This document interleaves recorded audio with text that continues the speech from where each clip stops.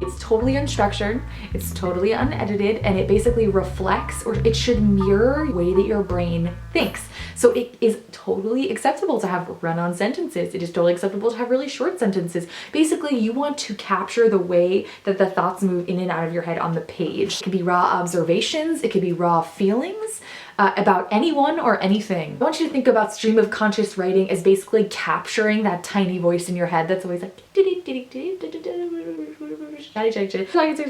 like onto a page. Sometimes I don't even know what I'm feeling. Like I have no idea. I'm just like emotion, having emotion. It just like gets it all out, and I can be like, oh, so I'm sad.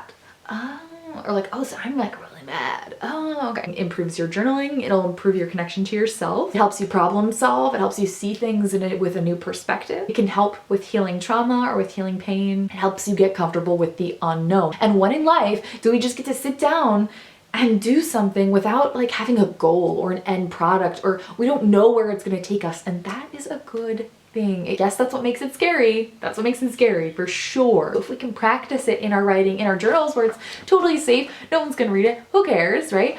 Then it helps us ease into the world. It increases creativity. So often new ideas will bubble up, or story ideas, or character ideas, or little mini poems will happen for me when I am stream of conscious writing. Last but not least, you guys, this is all related, but it gives your brain freedom. If you capture that chatter, if you capture it, I view it like a brain drain. It like drains my thoughts. It drains like all the stress out of my head. It's because if I can see how my brain thinks on a page, somehow it like frees up more space in here. So for some people, it might help to pick a topic, to pick a theme for your entries. That does not work for me at all. Like I just want to like rebel against it. But remember, stream of conscious writing is such a great way to practice the unknown. It's a great way to practice rebelling. So you can set up little like rules for yourself, and then you can just like break them all. You know? As the soon-to-be English teacher, I want you to totally forget about grammar. I want you to totally forget about punctuation and sentences and indenting. This is your time. Kiss your English teacher goodbye and ramble, or punctuate, like short sentences. Whatever feels like best for you. Don't read it at least for a week afterwards.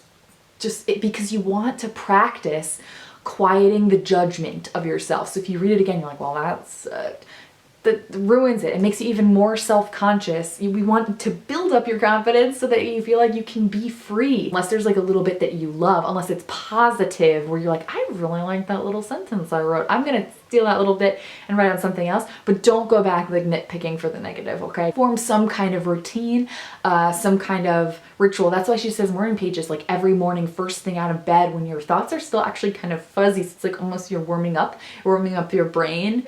And the key for me in practicing is setting a timer. So literally forcing yourself, ready, set, go, pen on page, go for as long as you possibly can. There's a couple ways you could set a timer. So you can actually do one on your phone, right? You could do like a physical alarm clock. Yep, those are things. Or what is kind of cool, some people like to free write or stream of conscious write along with music. So if you can make like yourself a little playlist or pick a song that is inspiring. I wouldn't pick something with words because it kind of competes with hearing and listening to your own thoughts. Other people like to look at images or art. I'd be careful with that, especially if it's on your phone or like on Tumblr or something. If you have like a piece of art that you love, yep, I'm gonna do it. The jar of wildflowers keeps alive the memory of a summer morning walk in the warm, fragrant meadow. I got this at a thrift store. No idea who painted it. No idea. It's like a print. No idea. But I love it. I got it when I was like in high school for like $2, and I take it everywhere with me because it's like a story. Like there's these wildflowers. Like what kind of walk? You went on a walk? Like what happened on the walk? If you are uncomfortable, write about it. This sucks or this feels weird.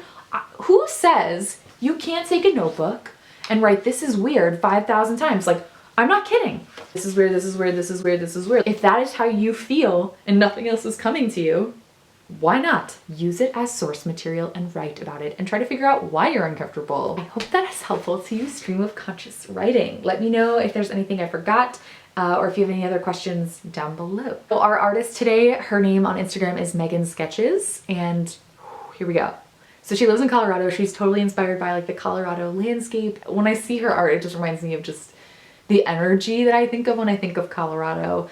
and just this kind of free spirit and this kind of flowing. I feel like I have to do like a body motion because like her paintings just make me want to like, but it's based off of this quote that she found and I just love it. Look at your wrist and see the bluish veins. The blood flowing through them contains hemoglobin, a protein that has 4 iron atoms incorporated into its structure. Iron is only naturally produced in one place. It can only be forged in the core of dying stars.